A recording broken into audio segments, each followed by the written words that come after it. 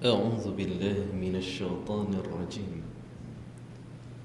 بسم الله الرحمن الرحيم. السلام الله عليكم ورحمته وبركاته.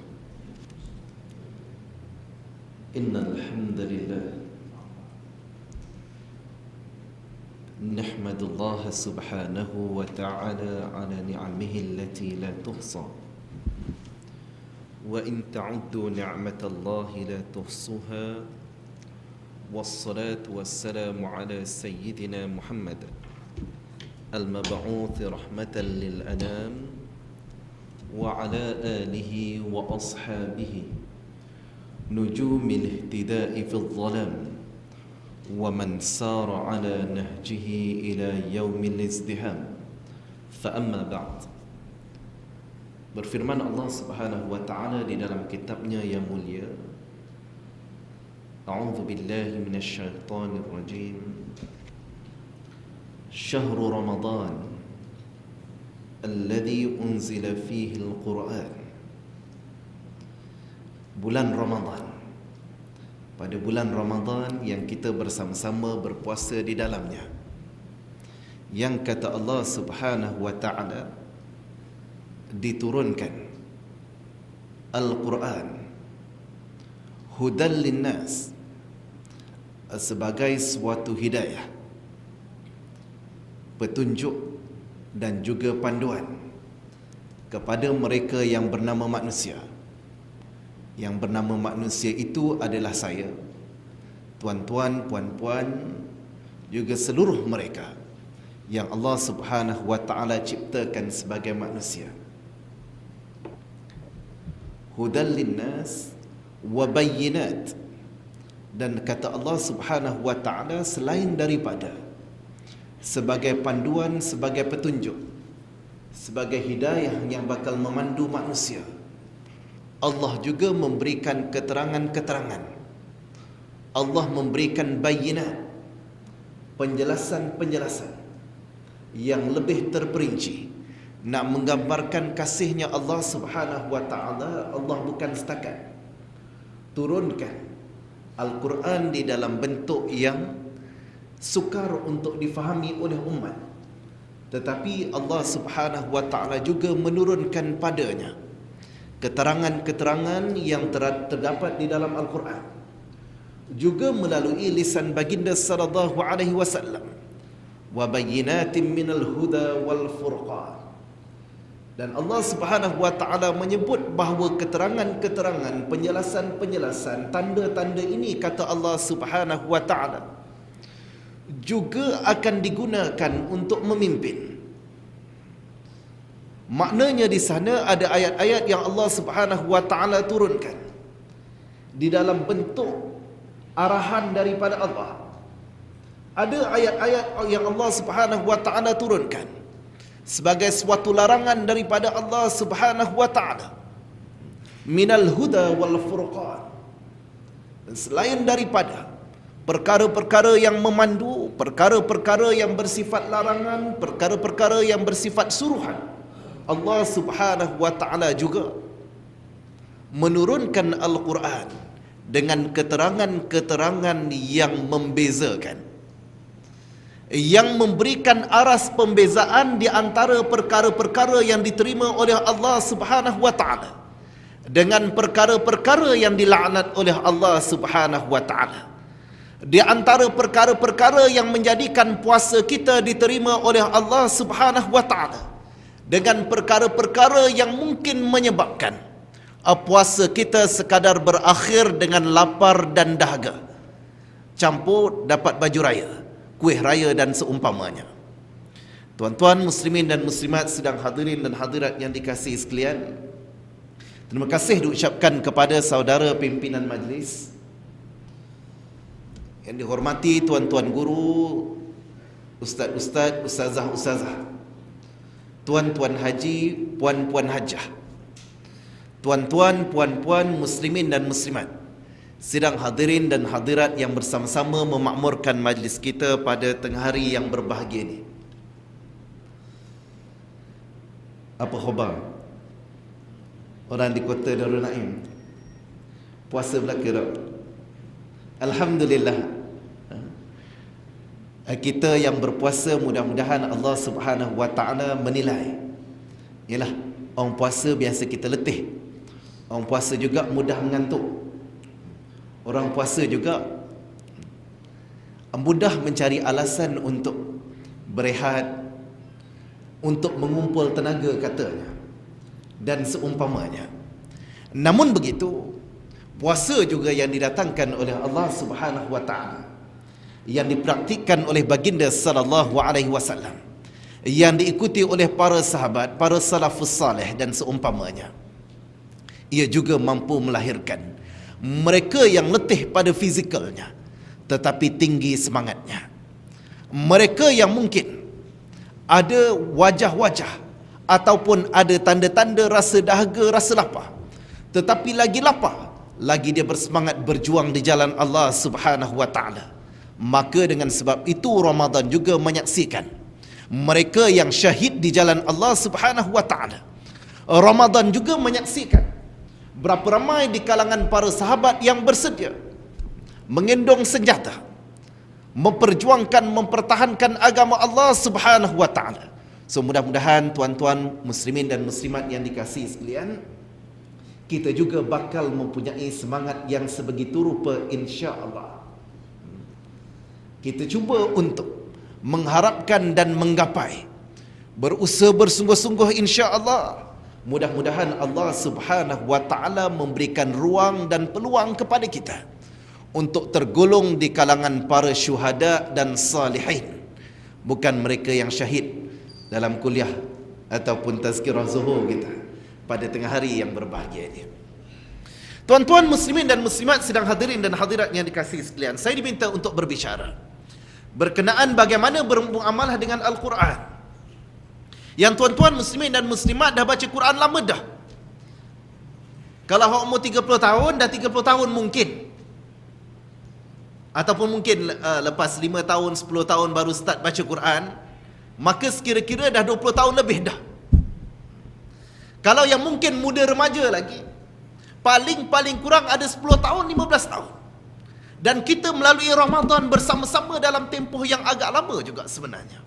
Maknanya dah berkali-kali Ramadan kita, dan kita sentiasa berdoa mudah-mudahan Allah Subhanahu wa ta'ala memberikan ruang dan peluang kepada kita, insya-Allah, dengan doa-doa yang maksur yang diajar oleh baginda sallallahu alaihi wasallam. Bila habis Ramadan ni, kita mengharapkan akan sampai lagi Ramadan yang akan datang. Wa balighna Ramadan.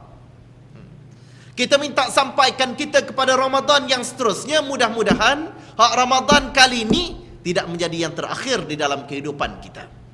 Dan hari ini tuan-tuan muslimin dan muslimat, kita nak bercakap berkenaan bagaimana dengan Al-Quran, yang saya kira tuan-tuan muslimin dan muslimat ada dah dengan tadarusnya, dengan mungkin ada khalaqah perbincangan berkenaan tafsirul Quran.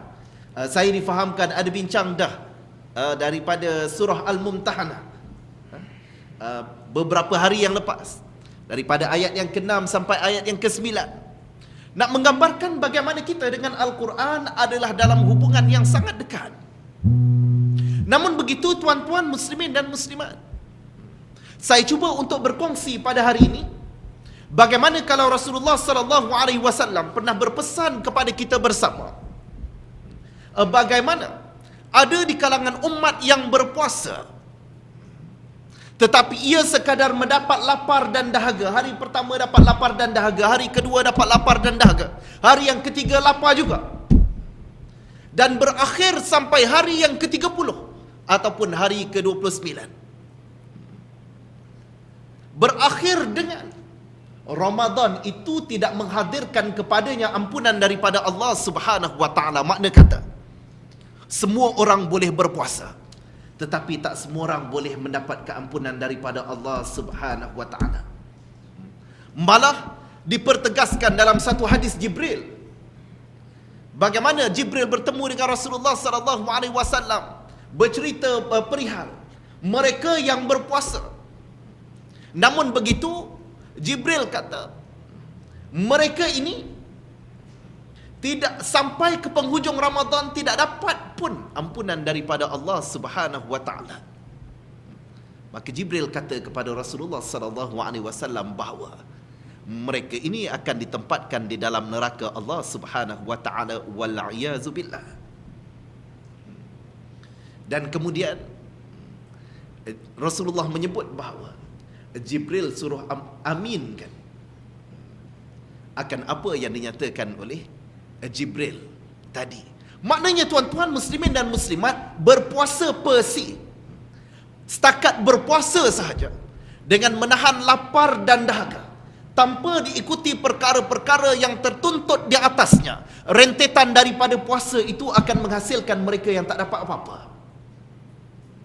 Malah malang juga bagi mereka yang mungkin bersamanya Al-Quran, yang mungkin bersamanya tadarus, yang mungkin bersamanya dia baca Quran hari-hari, dia menyimpan Quran yang paling mahal, tulisan tangan, ataupun Quran yang diimport daripada merata-rata tempat dan seumpamanya. Namun begitu, bukan sedikit di kalangan mereka yang katanya dekat dengan Al-Quran, namun begitu Al-Quran berakhir kepadanya dengan laknat ke atasnya wal iazu billah.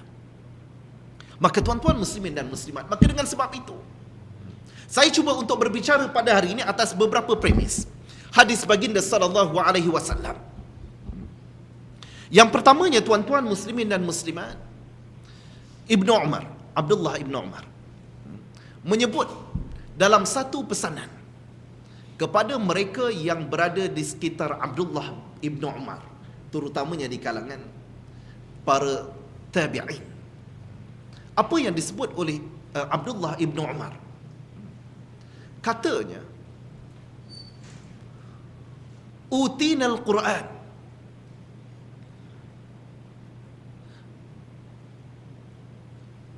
utina al-iman, utina al-iman qabla al-Quran, wa antum utitumul Quran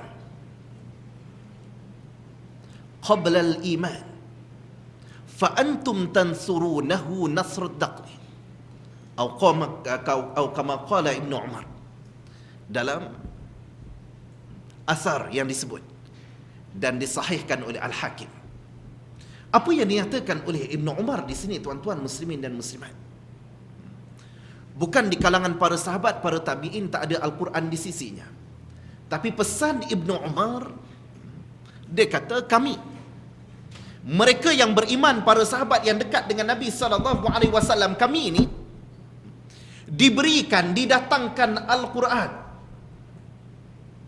ataupun didatangkan Al-Iman sebelum datangnya Al-Quran. Ya, memang benar. Abu Bakar As-Siddiq radhiyallahu an contohnya beriman kepada Allah Subhanahu wa taala di dalam keadaan ayat Al-Quran mungkin baru beberapa ayat diturunkan di Makkah. Begitu juga dengan Ibnu Umar menyebut bagaimana para sahabat yang bersama dengan Nabi ini iman datang dulu, baru Quran turun sepenuhnya, sehinggalah ayat al-yawma akmaltu lakum dinakum wa atmamtu alaikum ni'mati wa raditu lakumul Islam madinah.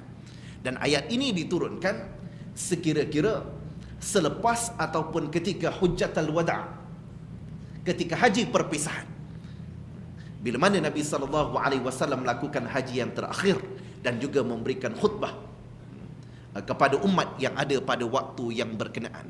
Lalu Ibnu Umar menyebut, namun begitu kamu, kata Ibnu Umar, mereka yang terkemudian, makna kata yang lahir ataupun yang beriman selepas daripada kewafatan baginda sallallahu alaihi wasallam, yang termasuklah kita pada hari ini. Apa kata Ibnu Umar? Kamu pula datang Quran dulu. Kita boleh Quran dulu kan? Sebelum kita memahami dan juga mendalami apakah pengertian iman yang sebenarnya. Maka dengan sebab itu Ibnu Umar mengingatkan. Maka dengan sebab itu, dengan sebab Al-Quran ni sampai dulu kepada kita, kepada umat akhir zaman, sebelum hadirnya iman di dalam diri mereka, sebelum hadirnya iman di dalam jiwa mereka, sebelum meresapnya iman di dalam jiwa mereka, menyebabkan umat akhir zaman, kata Ibnu Umar, fa antum tansurunahu, maka dengan sebab itu tidak pelik kalau kamu merupakan mereka yang akan menyepah-nyepahkan, mencampakkan, mengabaikan dan meninggalkan Al-Quran nasrad daqli, seumpama kamu buang tamar-tamar yang buruk, kata Ibnu Umar. Maka dengan sebab itu, tuan-tuan muslimin dan muslimat, tidak pelik kalau umat akhir zaman meninggalkan Al-Quran di dalam keadaan mereka mungkin bacanya pada waktu Ramadan, tetapi tidak mengamalkan apa yang terkandung di dalamnya, kerana ada beberapa misunderstanding, ada beberapa misconception, ada beberapa salah faham, kekeliruan. Dan kekeliruan ini adalah kekeliruan yang sangat asas. Walaupun kita mungkin hari-hari pandang Al-Quran, walaupun kita mungkin hari-hari sentuh Al-Quran, walaupun mungkin kita hari-hari baca Al-Quran, apatah lagi mereka yang jarang baca, apatah lagi mereka yang jarang membelai Al-Quran. Maka dengan sebab itu, tuan-tuan muslimin dan muslimat, berlaku terutamanya di kalangan orang Melayu kita, dia sangat sensitif. Kalau contohnya, saya ada Al-Quran, saya letak atas lantai, saya ada mushaf, saya letak atas lantai, orang akan menegur bahawa kita kurang adab, kurang ajar, biadab, tidak menghormati Al-Quran. Namun begitu, kalau sekiranya apa yang di dalam Al-Quran ditinggalkan, diabaikan, malah kadang-kadang ditentang, disanggah, diperolokkan dan diperlekehkan, ramai juga di kalangan umat yang tak rasa apa-apa, tak rasa apa-apa nak bertindak, tak rasa apa-apa untuk menegur, tidak berasa apa-apa untuk menyelamatkan dan memperbetulkan keadaan. Tuan-tuan muslimin dan muslimat, saya cuba untuk ringkaskan. Part yang pertama, saya mungkin boleh cover part pertama aja, iman Quran ni. Okey. Dengan sebab pesanan Ibnu Umar tadi mengajak saya untuk berkongsi dengan tuan-tuan muslimin dan muslimat, betapa di sana kita perlu ada satu pandangan yang benar berkenaan Al-Quran, then baru kita memberikan nilai kepada Al-Quran. Baru kita rasa Al-Quran ini sangat-sangat perlu di dalam kehidupan kita. Baru kita rasa betapa kalau kita tak baca Al-Quran, kalau kita tidak menyebut apa yang terkandung di dalam Al-Quran, kita akan rasa mandi tak basah, makan tak kenyang, dan begitulah seterusnya, tuan-tuan muslimin dan muslimat sidang hadirin dan hadirat yang dikasihi sekalian. Maka perkara yang pertama, bagi mereka umat akhir zaman mengakui betapa Al-Quran sampai dulu kepada kita sebelum daripada kita menghadirkan iman kepada Al-Quran, maka belum terlambat insya-Allah untuk kita memperbetulkan keadaan dan memurnikan iman kita terhadap Al-Quran. Maka perkara yang pertama, tuan-tuan muslimin dan muslimat, kita perlu untuk melihat bahawa Al-Quran ini di dalam terjemahan yang mudah dan penjelasan yang mudah, Al-Quran ini disebut sebagai kalamullah yang qadim, kalamullah yang bersifat lama. Kalamullah, Al-Quran ini kalamullah. Kalau mereka yang memahami bahawa Al-Quran itu kalamullah, maka dia akan dapat membezakan ini adalah mushaf, ini bukan Al-Quran. Ini adalah mushaf, mushaf ini baru, maka helayannya baru. Baru maknanya makhluk, maknanya suatu perkara yang bersifat makhluk. Dia boleh ada, boleh ditiadakan. Al-Quran ini mushaf Al-Quran. Orang Melayu kita biasa sebut Al-Quran ni Quran. Maka di sini tuan-tuan muslimin dan muslimat, yang perlu untuk diimani bukannya kepada lembaran-lembaran ini, bukannya kepada mushaf ini, bukan kepada dia punya cover, kulit dia. Namun begitu, apa yang dimaksudkan dengan Al-Quran yang sepatutnya kita lihat sebagai sesuatu daripada Allah Subhanahu wa taala yang sifatnya qadim, tuan-tuan muslimin dan muslimat, adalah suatu perkara yang akan menyaksikan kita meletakkan ketundukan yang tidak berbelah bahagi terhadap Al-Quran itu. Kita baca dalam sejarah bagaimana Imam Ahmad Ibn Hanbal, Imam Ahmad Ibn Hanbal yang kita kenal sebagai Imam Mazhab Hanbali, mana banyak pandangan-pandangan fatwa beliau yang menjadi panduan di kalangan mereka yang disebut sebagai Hanabilah, mereka yang cenderung untuk mengikuti faham ataupun mazhab Hanbali. Imam Ahmad Ibn Hanbal, diriwayatkan Imam Ahmad hidup sezaman dengan, lebih-lebih kurang sama dengan zaman Al-Ma'mun. Al-Ma'mun ni pemerintah zaman kerajaan Abbasiyah yang dianggap di antara pemerintah yang hebat dalam kerajaan Abbasiyah. Selain daripada Harun Ar-Rashid, Al-Ma'mun adalah tokoh pemerintah kerajaan Abbasiyah. Kebetulan pada waktu yang berkenaan, diringkaskan cerita, apa yang berlaku adalah tersebar luasnya fahaman Mu'tazilah. Fahaman Mu'tazilah, kalau boleh saya ringkaskan, saya tidak bercadang untuk memberikan kuliah tauhid hari ini. Fahaman Mu'tazilah yang meletakkan akal mendahului nas, maknanya mengutamakan rasional berbanding dengan nas ataupun wahyu daripada Allah Subhanahu wa taala. Ringkasnya begitu. Dan ia menyebabkan kepada beberapa pandangan-pandangan yang berkait dengan akidah dan seumpamanya.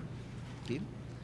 Maka di antara stand pandangan Mu'tazilah di dalam hal yang membabitkan Al-Quran ini adalah, kata faham Mu'tazilah, Al-Quran ini jadid, Al-Quran ini makhluk, Al-Quran ini tidak bersifat qadim. Sebagaimana yang kita bincangkan pada hari ini bila kita sebut apakah itu Al-Quran. Al-Quran adalah kalamullah. Dengan sebab ia adalah kalamullah, dinisbahkan kepada Allah. Bila dinisbahkan kepada Allah, maka sekaligus ia bersifat qadim, bukan makhluk. Dengan pandangan ini, maka ia dijadikan sebagai suatu pandangan popular, pandangan masyhur, pandangan yang diterima oleh faham Mu'tazilah yang termasuk di dalamnya Al-Ma'mun, pemerintah tadi. Namun begitu, tuan-tuan muslimin dan muslimat, Imam Ahmad Ibn Hanbal tetap bertegas menyatakan bahawa Al-Quran ini bukan makhluk. Al-Quran ini adalah qadim. Al-Quran ini adalah daripada Allah Subhanahu wa taala. Al-Quran ini bukan kalam manusia. Al-Quran ini bukan susunan manusia. Al-Quran ini bukan sesuatu yang baru, kata Imam Ahmad Ibn Hanbal. Sehingga Imam Ahmad Ibn Hanbal dipenjarakan dan disiksa bagi mempertahankan kekodiman Al-Quran. Meskipun pada waktu yang berkenaan disebut bagaimana ketika Imam Ahmad Ibn Hanbal disiksa demi mempertahankan betapa Al-Quran ini sifatnya bukan makhluk. Seorang ulama besar juga, Yahya Ibn Mu'in. Yahya Ibn Mu'in seorang ulama besar pada waktu yang berkenaan. Dia cuba advice dan berikan nasihat kepada Imam Ahmad. Dia kata, untuk mengelakkan ni, sebab Imam Ahmad kena seksa teruk ni, maka Imam Yahya Ibn Mu'in mencadangkan kepada Imam Ahmad, tak apa, tunjukkan saja bahawa ini makhluk. Makna kata, dia cuba untuk, demi mengelakkan seksaan yang bersangatan ke atas Imam Ahmad, tak apalah,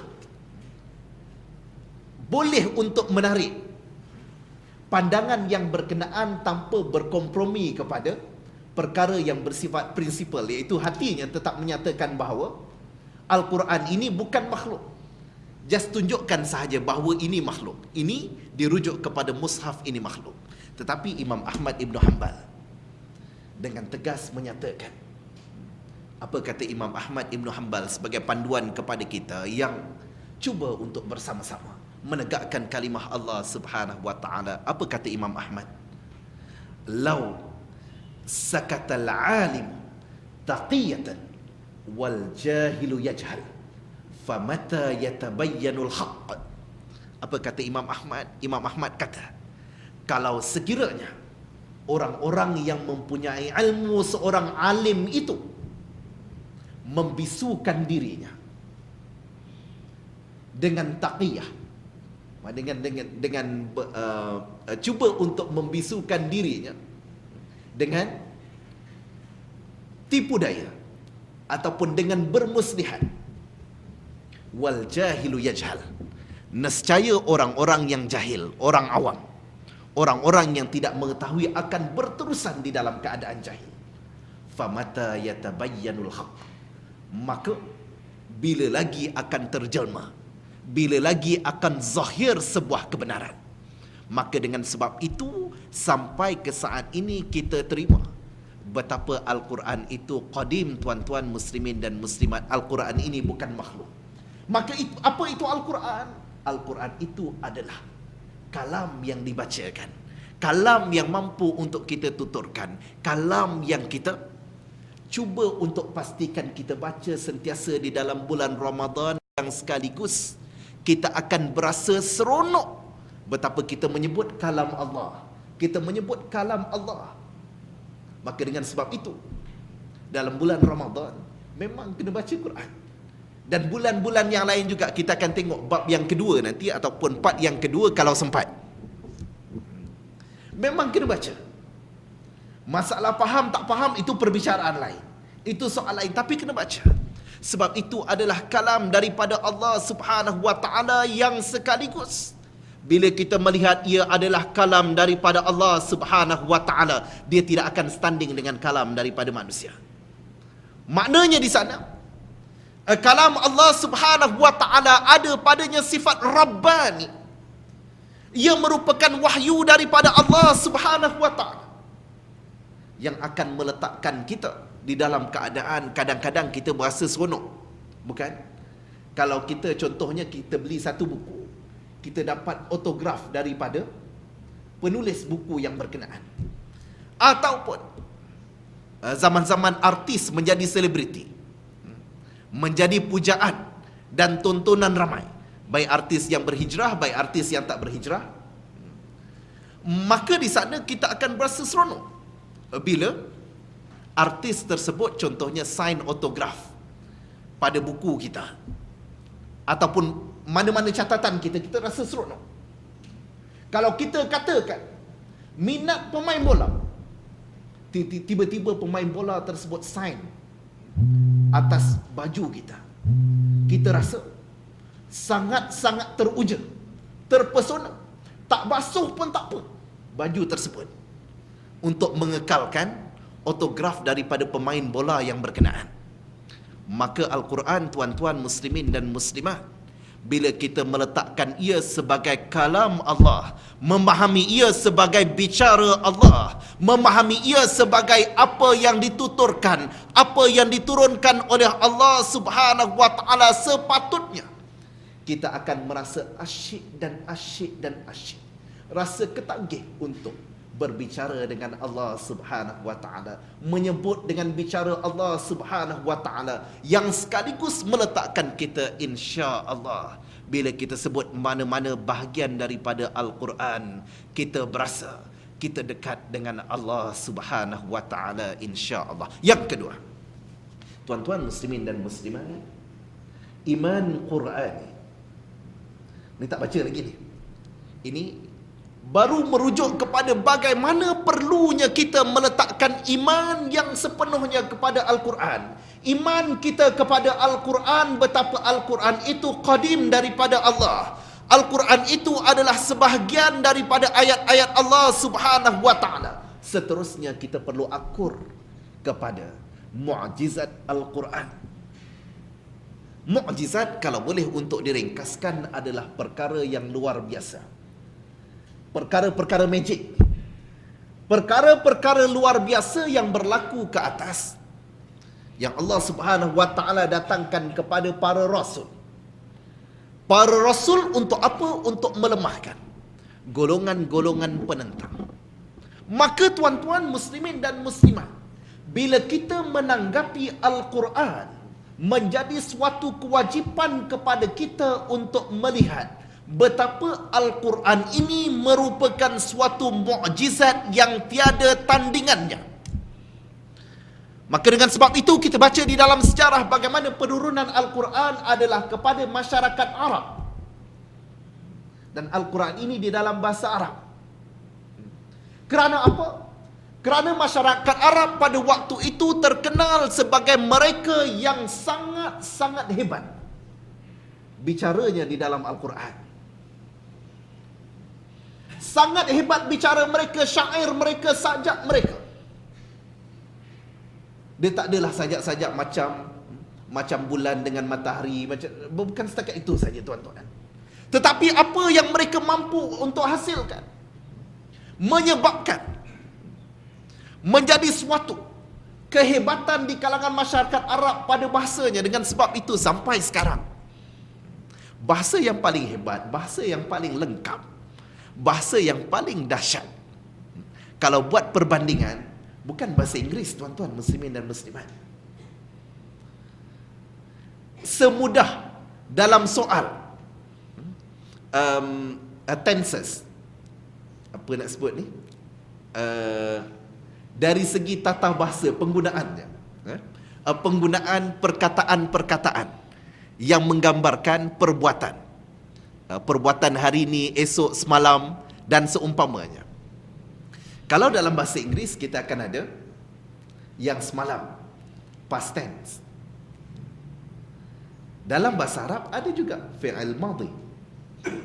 Yang sekarang fi'il mudhari'. Bahasa Inggeris ada present tense. Ini contoh perbandingan dengan bahasa Inggeris lah. Dengan bahasa Melayu jauh lagi. Dengan bahasa Inggeris. Al-Quran bahasa Arab, selain daripada future tense dan seumpamanya, dia ada fi'il amar. Fi'il amar ni fi'il suruhan. Kalau bahasa Inggeris sebut pergi, go. Go juga adalah present tense. Tapi dalam bahasa Arab, kalau kata pergi, izhab. Kalau kata sedang pergi, yazhab. Kalau kata past tense-nya adalah zahaba. Nak menggambarkan bagaimana cantiknya bahasa Arab ni, lengkapnya bahasa Arab, komprehensifnya bahasa Arab ni tuan-tuan muslimin dan muslimat. Tak rugi kalau kita dapat untuk memahami bahasa Arab dan cuba untuk invest banyak pun tak apa. Faham bahasa Arab, boleh faham Al-Quran. Dan ia adalah lughatul Quran wa lughatul ahlil jannah. Tuan-tuan muslimin dan muslimat, maka di sana bila merasai mukjizat Al-Quran ini tuan-tuan, setiap perkataan, bukan setiap perkataan saja, setiap huruf di dalam Al-Quran itu ada mukjizatnya. Maka dengan sebab itu kita mula Al-Quran ini, contohnya selepas suratul Fatihah adalah surah Al-Baqarah. Al-Baqarah kita akan mula dengan Bismillahirrahmanirrahim, Alif Lam Mim. Dekat Alif Lam Mim sahaja ini dah dapat menewaskan semua orang. Sampailah ke hari ini, baik sarjana barat, baik ahli sastra Arab, baik daripada Parsi, semua tak boleh. Malah disebut bahawa Rasulullah SAW sendiri tak boleh nak interpret, tidak boleh memberikan tafsiran yang disebut sebagai inilah yang sebenar-benarnya. Maka ini adalah kelebihan Al-Quran yang sebelum daripada tu syair-syair, ia guna bahasa-bahasa yang hebat. Tetapi dengan Alif Lam Mim sahaja, dia dah cukup untuk menewaskan keangkuhan, keegoan ahli sastra Arab pada waktu yang berkenaan. Maka tuan-tuan muslimin dan muslimat, bila kita sebut satu perkataan ini, kan dalam hadis baginda SAW menyebut betapa pada setiap kalimah, setiap perkataan, setiap huruf yang kamu baca, kata Rasulullah sallallahu alaihi wasallam, ada padanya kebaikan. Para sahabat tanya, adakah satu perkataan, satu kebaikan? Rasulullah kata bahawa 10 kebaikan, dan 10 itu dinilai alif itu 1, lam itu 1, dan mim itu 1. Maknanya alif 10, lam 10, mim 10. Dan ini bukan juga untuk mengajarkan kita pada perkiraan matematik mudah. Kadang-kadang kita berasa bila alif lam mim dah 30, maka kita berasa berpuas hati, baca satu buku ni kira okey dah. Maka kita dapat dengan pengiraan, kalau 10 kebaikan dalam satu muka ada berapa huruf, katalah ada 100 huruf, maka kita buat darab mudah. Aku hari ini dah dapat beribu-ribu kebaikan daripada Allah Subhanahu wa taala. Tujuan Rasulullah sallallahu alaihi wasallam pesan kepada kita adalah sebagai suatu galakan, sebagai suatu gambaran betapa tingginya nilai Al-Quran. Maka tuan-tuan muslimin dan muslimat, dengan kehebatan Al-Quran, ijaz Al-Quran ini menuntut kita untuk memahami bahawa di sana bila kita bertaamul, bila kita bermuamalah dengan Al-Quran sebagai mereka yang beriman, yang telah menghadirkan iman di dalam menangani dan juga deal dengan Al-Quran ini, tuan-tuan muslimin dan muslimat, kita perlu untuk menerima sepenuhnya dulu.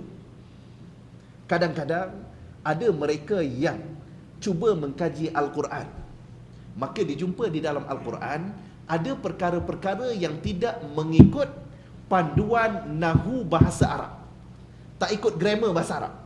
Memang ada di dalam Al-Quran. Maka sebahagian daripada mereka yang melihat dirinya sebagai sarjana, maka dia argue bahawa ada kesilapan di dalam Al-Quran sebab tak ikut panduan tata bahasa. Kadang-kadang tuan-tuan muslimin dan muslimat, ada juga di kalangan mereka ni, kadang-kadang ujian mereka yang berada di tahap kesarjanaan katanya, maka mereka mula menimbulkan, contohnya hal-hal yang membabitkan hukum, dinyatakan bahawa di sana, contohnya bila dikatakan bahawa lelaki 2 bahagian, perempuan 1 bahagian, maka dengan mudah menghukumkan bahawa ini tidak adil, malah menindas, diskriminasi kepada golongan wanita. Dan banyak lagi kajian-kajian yang cuba untuk menggambarkan, menimbulkan keraguan-keraguan terhadap Al-Quran. Ini adalah kesilapan yang jelas dan nyata di kalangan, kadang-kadang termasuklah di kalangan orang yang bernama Ahmad, orang yang bernama Amin, orang yang bernama Aminah, orang yang bernama Joyah, yang muslim dan muslimah belaka katanya. Maka kita, bila kita berdepan dengan Al-Quran, perkara pertama yang perlu untuk kita terima setelah kita mengimaninya, tuan-tuan muslimin dan muslimat, adalah kebenaran apa yang terkandung di dalamnya. Kalau katakan tak ikut panduan nahu di dalam bahasa Arab, contohnya tak ikut grammar bahasa Arab, panduan grammar bahasa Arab, maka yang perlu untuk dikaji adalah kenapa nahu ni tak inline dengan apa yang dikemukakan oleh Allah Subhanahu wa taala, dan apakah rahsianya Allah Subhanahu wa taala kemukakan perkara ini. Kalau katakan ada hukum-hukum yang mungkin dilihat pada kaca mata manusia biasa bahawa ia adalah macam kurang rasional pada pengamatan mata-mata dan juga minda yang bersifat katanya moden ini, maka yang perlu untuk dilakukan adalah apa yang terkandung di dalam Al-Quran pasti benar, maka aku perlu untuk mengkaji bagaimana rasional itu perlu disesuaikan dengan Al-Quran, bukannya Al-Quran kena dirasionalkan oleh tuan-tuan muslimin dan muslimat. Maka dengan sebab itu, para pengkaji barat, orang yang pengkaji barat ni yang asalnya tidak beriman, bila dia kaji, dia jumpa kebenaran Al-Quran pada penceritaan kejadian kulit. Dia jumpa kebenaran Al-Quran pada penciptaan kejadian manusia. Dia jumpa kebenaran Al-Quran pada penciptaan besi dan keluli. Dan macam-macam lagi. Tuan-tuan muslimin dan muslimat sidang hadirin dan hadirat yang dikasihi, dan itu perkara yang kedua. Kita perlu beriman. Quran ini bukan calang-calang, ini kalam Allah. Ia ada mukjizat yang tersendiri. Kita perlu untuk mengkaji kelebihan, keagungan dan mukjizat itu. Yang mukjizat ini telah melumpuhkan, melemahkan musuh-musuh Allah Subhanahu wa taala. Maka bila kita baca apa-apa yang terkandung di dalam Al-Quran, kita perlu menyedari dan menginsafi. Satu, apa yang terkandung di dalam Al-Quran pasti benar dan tiada yang lain melainkan benar-benar belaka. Dan menjadi tanggungjawab kita untuk mencari apa hikmah, apa rasional yang boleh mewajarkan untuk kita mengikut apa yang terkandung di dalam Al-Quran. Perkara yang seterusnya, iman Qurani menuntut kepada kita. Saya kira boleh habis part 1 ni je. Iman Qurani, bagaimana bermuamalah dengan Al-Quran. Iman Qurani menuntut kita bila kita terima Al-Quran dengan kehebatannya, dengan kebenarannya, maka sekaligus kita perlu untuk melihat bahawa Al-Quran ini turun bukan saja-saja dia nak turun melayang-layang. Al-Quran bukan pertunjukan bunga api. Al-Quran bukan mercun. Al-Quran bukan kuih raya. Al-Quran turun dengan purpose. Al-Quran diturunkan oleh Allah Subhanahu wa taala kepada Nabi Muhammad sallallahu alaihi wasallam dan sampai kepada kita ala sabilit tawatur, secara mutawatir. Makna kata memang tiada penipuan di dalam Al-Quran. Malah Allah Subhanahu wa taala memberikan jaminan betapa Al-Quran ini memang Allah pelihara daripada sebarang bentuk pindaan, pengurangan, penipuan dan seumpamanya tak jadi. Ini Allah berikan jaminan. Inna nahnu nazzalna dzikr wa inna lahu lahafizun. Memberikan penjelasan memang Allah jaga. Maka Al-Quran ini turun untuk apa, tuan-tuan muslimin dan muslimat? Secara mudahnya, Al-Quran turun sebagai wahyu yang disampaikan kepada baginda sallallahu alaihi wasallam sebagai suatu manual. Manual, suatu panduan. Bahasa Arab sebut sebagai dustur. Dustur diterjemahkan dalam bahasa Melayu mudah sebagai perlembagaan. Perlembagaan nak bagi faham mudah lagi. Manual, bila dia dikatakan sebagai suatu manual, maknanya segala apa yang bakal diprogramkan, apa yang dicipta oleh Allah. Kita bercakap pasal robot contohnya. Robot ada manual dia. Mungkin kita tak pernah tengok robot. Okey, kita ambil mesin basuh. Mesin basuh ada manual dia. Ada cara untuk menggunakan, ada cara untuk menutup, ada cara nak masukkan air macam mana, ada cara nak buang air macam mana. Begitu juga dengan laptop, begitu juga dengan komputer. Semua tu ada manual.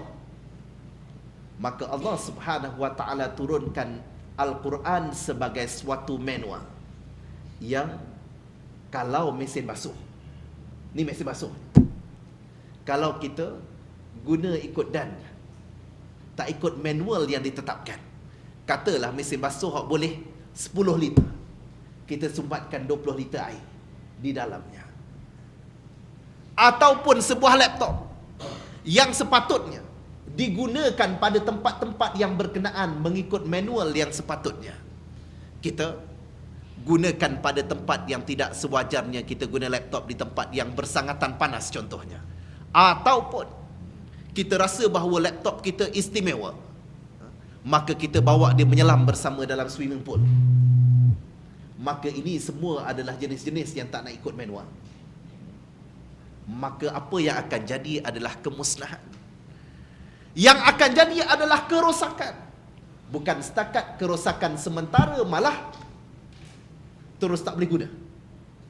Maka Al-Quran, tuan-tuan muslimin dan muslimat, turun sebagai suatu dustur, suatu panduan, sebagai suatu manual kepada kita bersama, maka kita kena terima segala-galanya.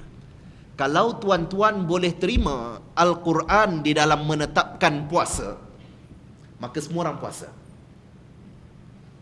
Kita terima kefarduan puasa dengan ada 100 ayat untuk puasa? Tidak.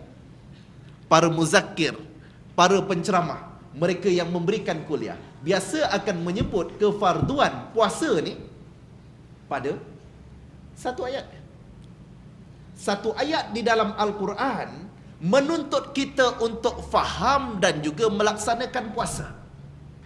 Kalau kita boleh terima kewajipan berpuasa dengan satu ayat, maka sangat-sangat berkewajipan untuk kita menerima kewajipan yang lain, contohnya melaksanakan qisas. Melaksanakan qisas juga satu ayat. Melaksanakan keadilan ke atas mereka yang berada di bawah naungan kita. For example, contohnya, kalau kita seorang majikan melakukan keadilan ke atas mereka yang bekerja dengan kita adalah suatu kefarduan, kemestian. Juga terkandung di dalam Al-Quran yang sama. Maka manual ini mencakupi segala perkara, daripada sekecil-kecil perkara sehingga sebesar-besar perkara. Maka ramai di kalangan mereka yang belum beriman, bila jumpa Al-Quran, dia mengakui bahawa Al-Quran bincang daripada hal-hal yang membabitkan pentadbiran.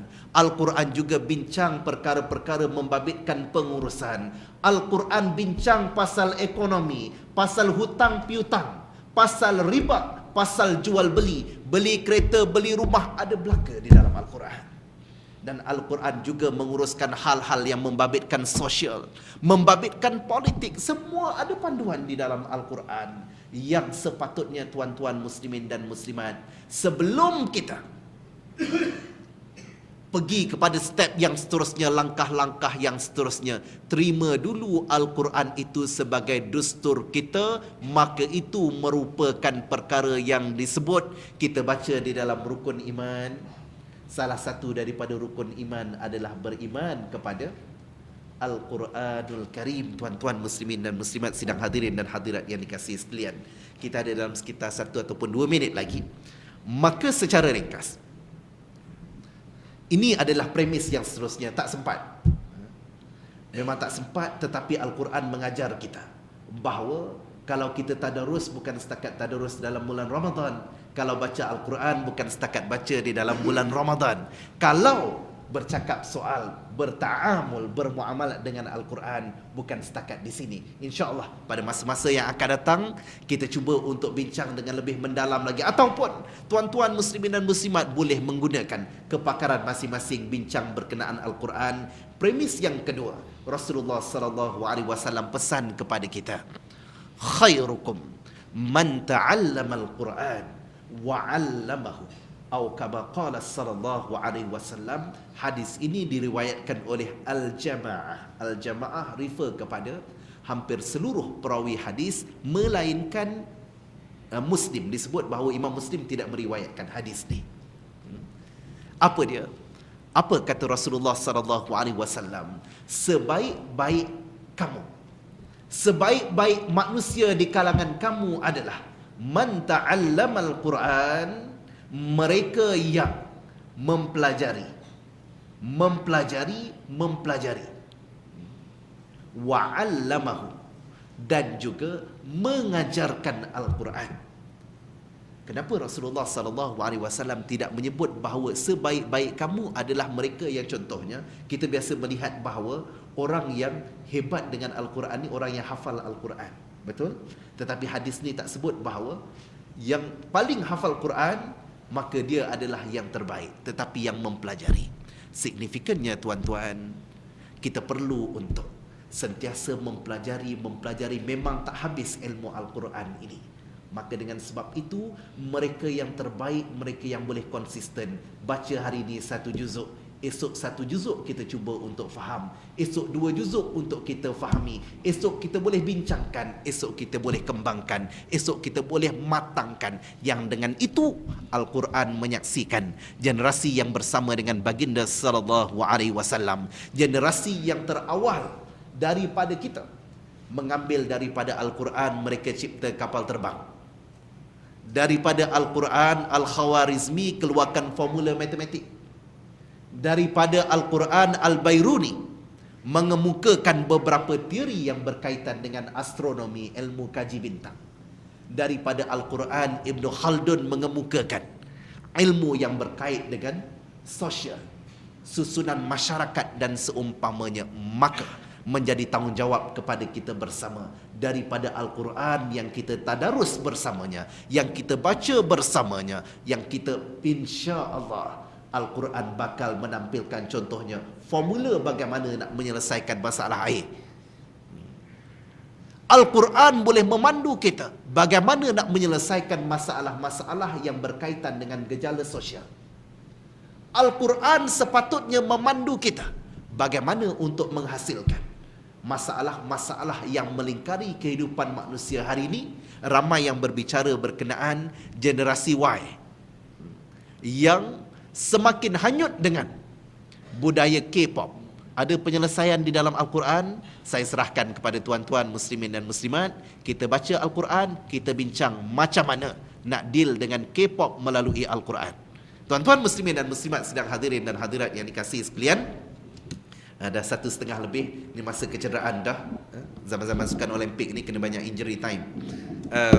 Saya kira cukup perkongsian kita pada tengah hari yang berbahagia ini. Saya mohon keampunan daripada Allah Subhanahu wa taala kalau ada perkara-perkara yang lari daripada landasan kebenaran, terutamanya di dalam mengupas dan mengulas ayat-ayat Allah Subhanahu wa taala dan hadis baginda sallallahu alaihi wasallam. Saya berdoa dan mendoakan tuan-tuan muslimin dan muslimat agar menjadi mereka yang membaca Al-Quran, mendalami Al-Quran, menghayati Al-Quran dan menyerap resapkan Al-Quran di dalam nafas kita, di dalam segenap aliran darah kita insya-Allah. Moga-moga Al-Quran itu mendarah, mendaging dan menjadi sebahagian daripada kehidupan kita, yang sekaligus bila kita dekat dengan Al-Quran, kita dekat dengan Allah Subhanahu wa taala, dekat dengan Allah Subhanahu wa taala, dapat kasih sayang daripadanya, dan dengan Al-Quran insya-Allah bakal menyelamatkan kita daripada azab Allah Subhanahu wa taala yang bersangatan pedih. A'udzubillahi minasyaitonir rajim. Bismillahirrahmanirrahim. Allahumma ij'al jam'ana hadza jam'an marhuma wa tafarruqana min ba'dihi tafarruqan ma'suma ولا تجعل فينا شقيا ولا مطرودا ولا محروما ولا مقطرا في الرزق برحمتك يا أرحم الراحمين. Ya Allah, ya Tuhan kami, ampuni dosa-dosa kami ya Allah. Ya Allah, ya Tuhan kami, ampuni dosa-dosa kami ya Allah. Terimalah puasa kami ya Allah, terimalah tadarus kami ya Allah. Jadikan kami mereka yang mencintai Al-Quran-Mu ya Allah. Jadikan kami mereka yang berdamping dengan Al-Quran ya Allah. Jadikan kami mereka yang menjunjung apa yang terkandung di dalam Al-Quran ya Allah. Jadikan kami pejuang-pejuang Al-Quran ya Allah. Selamatkan kami daripada azab neraka-Mu ya Allah. Selamatkan kami daripada kemurkaan-Mu ya Allah. Ya Allah, jadikan Al-Quran ini sebagai syafaat kepada kami ya Allah. Jangan jadikan Al-Quran ini sebagai asbab laknat ke atas kami ya Allah. Dengan sebab kealpaan kami ya Allah, dengan sebab kelalaian kami ya Allah, dengan sebab keingkaran kami ya Allah. Ya Allah, ampuni kami ya Allah. Lembutkan hati kami ya Allah, terangkan hati kami ya Allah untuk menerima nur dan hidayah-Mu ya Allah. Ya Allah, ya Rahman, ya Rahim, ya Dzal Jalali wal Ikram. Ya Allah, jadikan kami hamba-hamba-Mu yang bersaudara ya Allah. Ikatkan kami di atas perjuangan menegakkan kalimah-Mu ya Allah. Satukan hati kami ya Allah, satukan jiwa kami ya Allah. Jadikan kami barisan-barisan yang memperjuangkan agama-Mu ya Allah. Ya Allah, ya Rahman, ya Rahim, ya Dzal Jalali wal Ikram. ربنا أفرغ علينا صبرا وثبت أقدامنا وانصرنا على القوم الكافرين وانصرنا على القوم الظالمين وانصرنا على القوم المنافقين. Ya Allah, jangan tapis kami daripada Ramadan yang diterima di sisi-Mu ya Allah. Ya Allah, jangan singkirkan kami daripada jalan yang diridai oleh-Mu ya Allah. Ya Allah, jangan humbankan kami daripada jalan kebenaran ini ya Allah. Ya Allah, ya Rahman, ya Rahim, ya Dzal Jalali wal ikram. Wa sallallahu ala sayyidina Muhammad wa ala alihi wa sahbihi wa sallam. Walhamdulillahi rabbil alamin. Aqulu qali hadha wa astaghfirullah azim li wa lakum wa billahi al hidayati wat taufiq. Wassalamu alaikum warahmatullahi wabarakatuh.